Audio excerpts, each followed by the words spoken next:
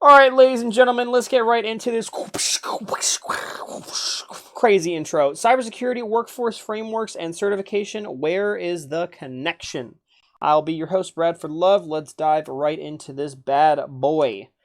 All right, let's give you a little bit of a preview. What the heck is a cybersecurity workforce framework? What is it? I don't know. We're going to figure that out as we go farther into this. What the heck is a cybersecurity certification? Again, I don't know, but we're going to figure it out the more we go into this presentation. Hopefully by the end of it, you will be a professional or somewhat semi-pro. Why are they connected and how can they connect? So again, they're not the same thing. Frameworks and certifications are two completely separate things, kind of-ish right now. But we want to, in my opinion, we should find a way in order to connect the two so that they can be more beneficial to help solve a problem with cybersecurity workforce right now.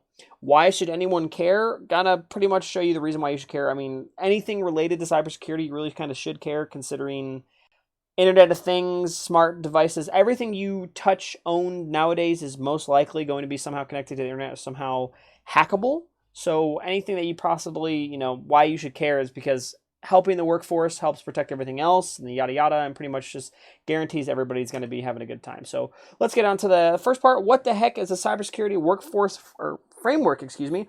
So these workforce frameworks were created because there's a problem in the workforce right now when it comes to cybersecurity, and there's a huge demand for people to take some of these jobs, but people don't want to take those jobs or they're not qualified. And so the problem is it's pretty much like saying the crime is going up, so you need more police officers, but nobody's qualified to be a police officer, so then there's just going to be continuously more crime, and it's just going to get more advanced and more difficult, and then at that point, you don't have enough people to, organize it and take control of it, and then crime will just destroy everything.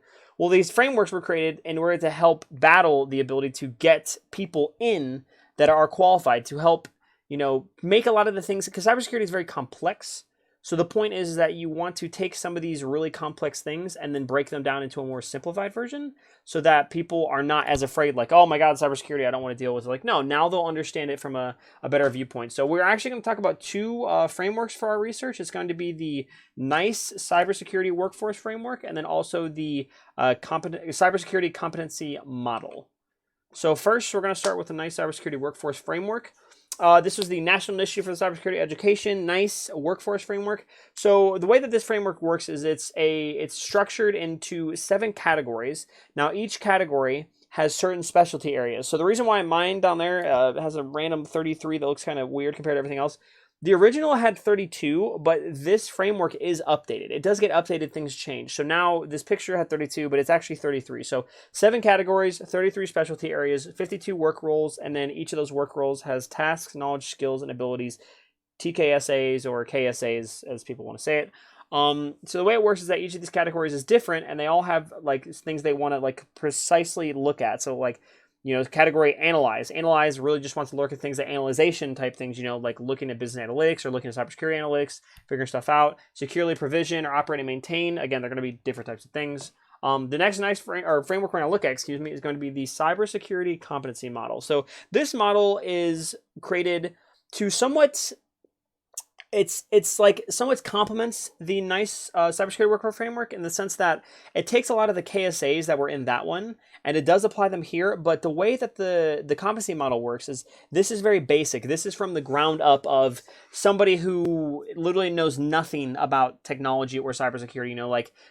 You can see it's a tier system, and it goes from the bottom tier, which is really like simple stuff, all the way up to the top tier, which is very cybersecurity oriented stuff. So like the bottom tier is personal effectiveness competency, just like how to be a good worker, interpersonal skills, integrity, professionalism, all the way up to tier 5 where things are like securely provision, operate and maintain, like the same things you'll see in the NICE framework. So it's like that. Each one of those little things does have also KSAs as well. So it's a really nice one. It's really simple to go with. So it's a really nice one to show people, especially if they have no idea about cybersecurity. So the next thing we're going to talk about is what the heck is a cybersecurity certification? So certifications are a way for people to show like employers and then other people, their peers, that, hey, I'm certified in something. Like I knew enough knowledge to pass an exam about this subject. So the three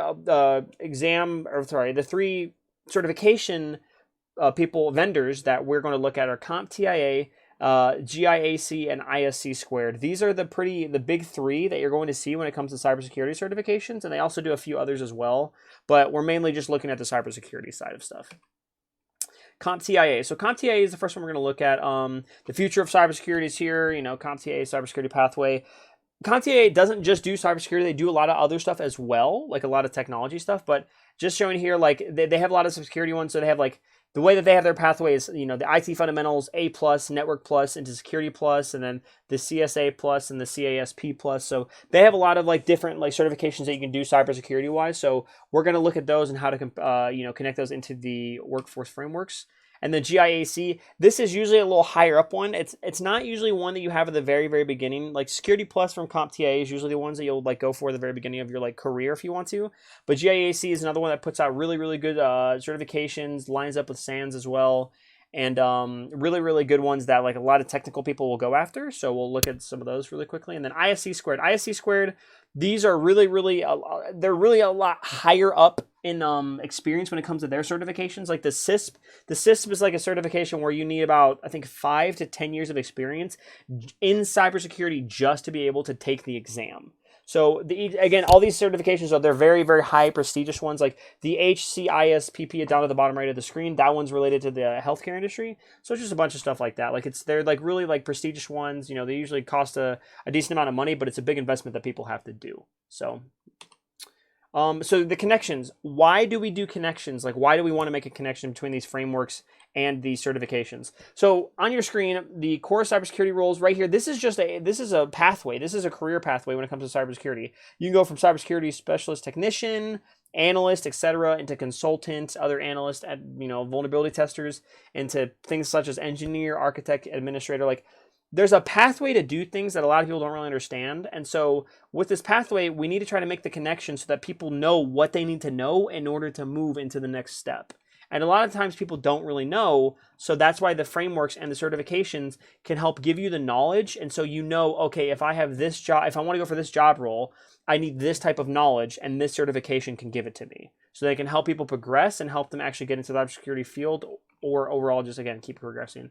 Here's an example of how that would work. So like on the top left, this is one of the NICE cybersecurity workforce frameworks categories. And the categories operate and maintain, and then system administrator is one of the specialty areas. And below the specialty areas is like the work roles with all the knowledge, skills, and abilities. Right here, the system administrator. Info about it is installs, configures, troubleshoots, maintains servers configurations to ensure their confidentiality, integrity, and availability. Now, look at the bottom right, the Security Plus certification, the exam description, to install and configure systems to secure applications, networks, and devices. And then the last sentence, the successful candidates will perform these tasks to support the principle of confidentiality, integrity, and availability. So they can connect. If somebody wanted to go into system administration, the Security Plus certification would actually be really good for them. So that's how we can get these type of connections, and then it can be really beneficial for people because now they have more than just one resource. They have multiple resources they can look at in order to get the answer that they need. So why should anyone care? If you've seen a data breach, you've seen all these problems that occur, like Equifax, where everyone's credit, social security numbers, yada yada, goes out the window. Facebook, an internal breach exposed, passwords of 600 million users. These things may have been prevented if we had a more robust and professional and trained cybersecurity workforce. It really might not have happened. And when these things occur, this doesn't just hurt the workers. This hurts everybody. This hurts the customers. This hurts the nation. This hurts the world. Like, it hurts a lot of people. So the thing is that you want to take these things in consideration and be like, from a business standpoint, I don't want to be in the news. And from a personal standpoint, I don't want my information being leaked.